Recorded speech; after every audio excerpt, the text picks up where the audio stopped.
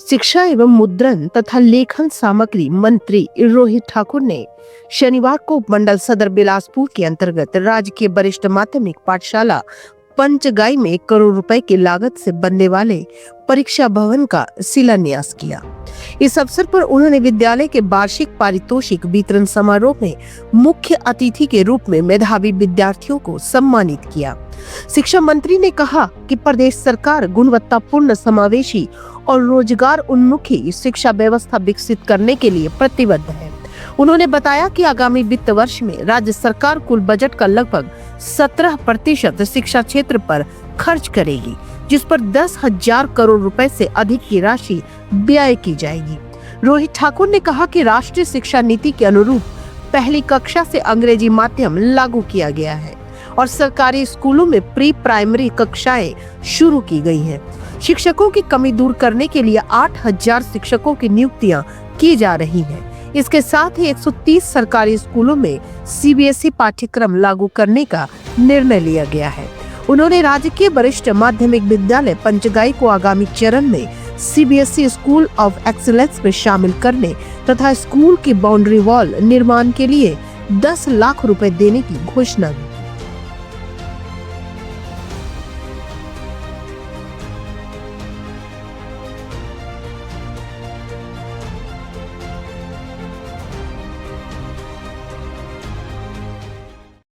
के आसपास आपके सरकारी शिक्षण संस्थान है।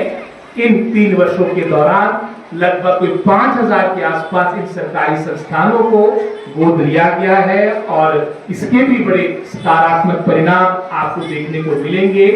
डायरेक्टरेट्स को एकीकृत करना, कंसोलिडेट करना एक बहुत बड़ा निर्णय हमारी सरकार के द्वारा रहा और उसका परिणाम था, चाहे हमारा एलिमेंट्री विभाग हो यानी प्राइमरी मिडिल की बात हो, चाहे हमारा हायर एजुकेशन की बात, अब तो डायरेक्टरेट स्कूल एजुकेशन है जिसमें आपके हाई स्कूल और सीनियर सेकेंडरी स्कूल आते हैं। आज ये पूरा विभाग एकीकृत किया गया है। उसके पीछे यही कारण है कि जो हमारे संसाधन है, चाहे उसमें मैन पावर की बात हो, चाहे उसमें आधारभूत ढांचे की बात हो, उसका हम सही रूप से उसका सदुपयोग करें। आज बहुत से सकारात्मक परिणाम आपको देखने को मिलेंगे। जहां हिमाचल प्रदेश हमेशा शिक्षा के क्षेत्र में डॉक्टर परमार के समय से लेके अग्रणी रहा था, एक वो भी दौर आया जब शिक्षा का स्तर हमारा, मैं समझता हूं, अंतिम पायदान में पहुंच चुका था। वर्ष 2021 का जो नैस की रिपोर्ट थी, उस रिपोर्ट के अनुसार, उस सर्वेक्षण के अनुसार जो हिमाचल प्रदेश किसी समय में टॉप 5 स्टेट्स में हुआ करता था, 21वें स्थान पे पहुंच चुके थे। और ये सर्वेक्षण किसी संस्था के द्वारा नहीं, ये आपकी गवर्नमेंट ऑफ इंडिया का आपका सर्वे था।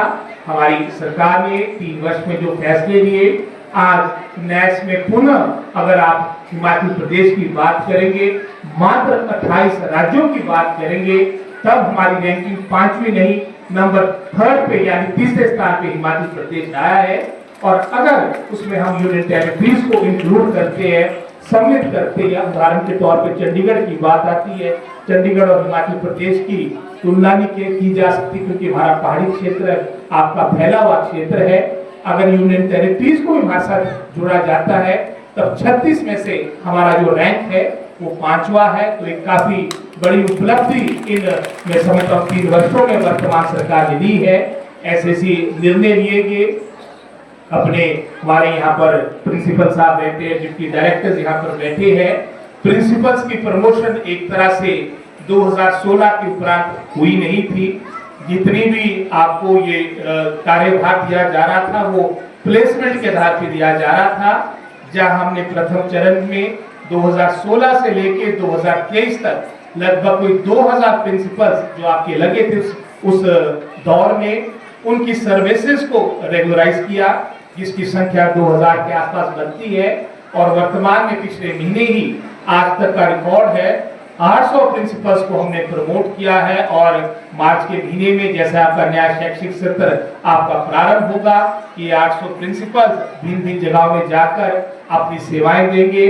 और रेगुलर प्रिंसिपल वर्तमान के परिवेश में जब हमारा पूरा एजुकेशन सिस्टम एकीकृत हो चुका है कि अपनी एक महत्वता रहेगी, ये एक बहुत बड़ा निर्णय था। डिप्टी डायरेक्टर्स की प्रमोशन पिछले